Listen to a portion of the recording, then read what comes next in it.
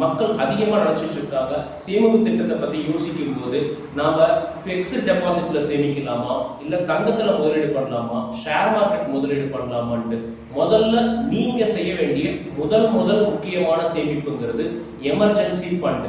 உங்களோட அவசர தேவைக்கான ஒரு பணத்தை நீங்க உருவாக்கணும். அந்த மாதிரி ஒரு அவசர தேவைக்குண்டான பணத்தை எப்படி உருவாக்குறதுங்கிறத நான் சொல்லித்தரேன். பேக்ரவுண்ட்ல இருக்கிற ஸ்கிரீன் தான் உங்களோட ஐடியா. ஒரு நாளைக்கு ₹1, ரெண்டாவது நாளைக்கு ₹2, மூணாவது நாளைக்கு ₹3, அந்த மாதிரி ஒவ்வொரு நாளுக்குரிய ₹1 நீங்க சேமிச்சுட்டே வரணும். ஒரு நாளைக்கு ₹1 இல்லைங்க, ஒரு நாளைக்கு ₹1, அடுத்த நாள் ₹2, அது மாதிரி ஒவ்வொரு ரூபாயா நீங்க அதிகப்படுத்திட்டே வரணும். ஸோ எத்தனை நாள் கழிச்சு எவ்வளவு வருங்கிறது இந்த டீடைல்ஸ் இதுல இருக்கு. ஸோ இந்த மாதிரி ஒரு சின்ன சேவிங்ஸ் ஆப்ஷன்ஸை நீங்க உருவாக்குனீங்க அப்படின்னா ஒரு வருஷத்திலேயே உங்களுக்கு கிடைக்கக்கூடிய தொகை 66,000.